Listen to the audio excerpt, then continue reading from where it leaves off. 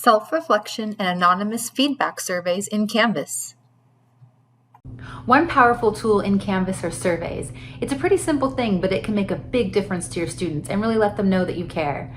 So something like a self-reflection survey where they go through and really think about how they're participating in the class and maybe ways they can improve their performance, or even anonymous feedback surveys where you can ask them things and they can give you feedback and do that anonymously so they can be truly honest with you. One possible idea is to have students at the very beginning of the semester fill out a survey in which they state their goals, how much they're going to study, when they're going to study, those sorts of things that really can help them be accountable throughout the rest of the semester. And then you can check in with them halfway and see in another survey how they're doing on that. And you can make that either anonymous or not, your choice, but it's just a neat way to have students really reflect on what their goals were and if they're meeting those goals throughout the semester.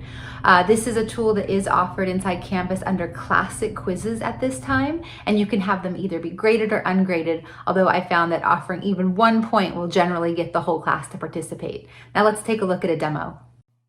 As discussed, surveys can be used in many ways in a course. For this demonstration, I am showing how surveys were used in an asynchronous class delivered in Canvas.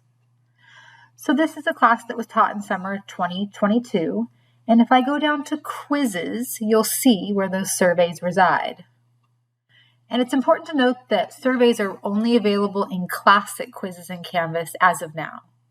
So I'm going to come down here, and they're under the heading Surveys. Canvas automatically buckets it that way because it is a survey and not a graded quiz. So the surveys we're going to look at is the self-reflection survey. There's a first opportunity and a second opportunity, and then the anonymous feedback survey, first opportunity, second opportunity. So I've given those about halfway through the class and then toward the very end. So the self-reflection survey, let's pop that open. Let's first take a look and see what it looked like.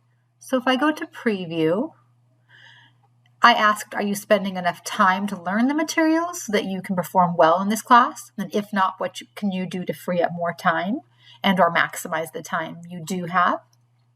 I also asked, what resources are you using to learn the materials in the class? And then gave them some options there. And then have you posted a question in this discussion that I have? They have a discussion they're supposed to post it at some point during the semester. And so I just remind them gently, hey, have you done this? Because sometimes they just miss that when they're reading the course orientation materials. So that's what this particular survey looks like. If I go and keep editing this survey, we can take a look to see how this was set up, and then I'll show you what it looks like when students actually complete it.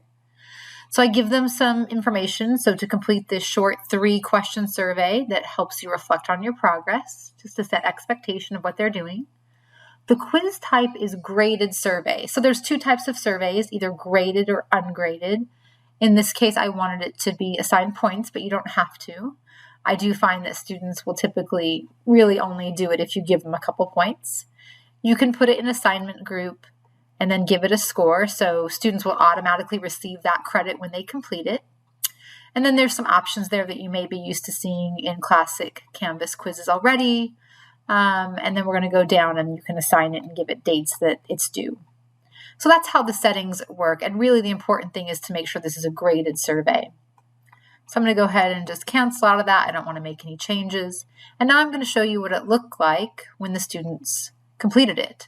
So I came here to Speed Grader. And what you're going to see is that I can see their responses. So this is what the student replied back, and I can read through those things. It's important to note that students will automatically get full credit. So some very creative students will just put blanks on everything and get full credit. So I will go into the Canvas gradebook, locate that score, and zero it out.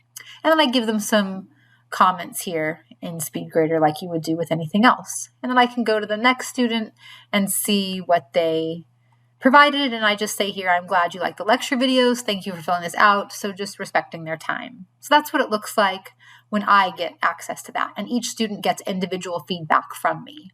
So that's what these surveys look like.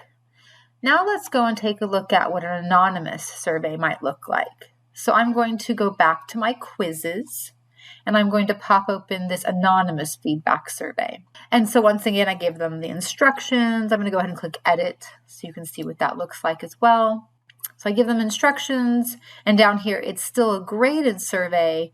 The big difference is I have checked this keep submissions anonymous here. Everything else is going to be very similar. It's just that each response is not going to be tied to a particular student. If I click on questions, you can see what these questions are. So what is one thing you really like about this course? What is one thing you dislike about this course? So these are questions they might not want to reveal who they are. So this way, by keeping it anonymous, they feel a little more comfortable giving me true answers. And then I ask them one more question. I give time estimates on each of my assignments. So are those working well for you, or is it too long, too short, just so I can get information back that way from them. So I'm going to cancel out of that and show you when I come here, if I were to go to SpeedGrader, you'll see the student names are not listed. It just says student 1, 2, 3, 4, and everything is hidden because the assignment is anonymous. So it's really not useful to provide any comments here. But what I can do is go back to that and I go to survey statistics. When I click on that, there's a student analysis button here that I'm going to click on. And it's going to download a CSV file. And when I open that up, this is where I can see how students responded.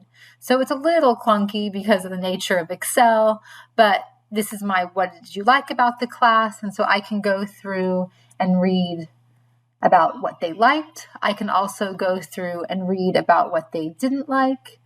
And then I can read their responses to the question about those time limits. Since I can't really respond to each individual student as we discussed, what I'll do instead is I'll send an announcement out, say, hey, I got everybody's anonymous feedback, thank you, and then maybe some comments about that so they know that I did take the time to read it. So that's really it for our feedback surveys. I did want to go back and show you what the other surveys look like in case you were interested.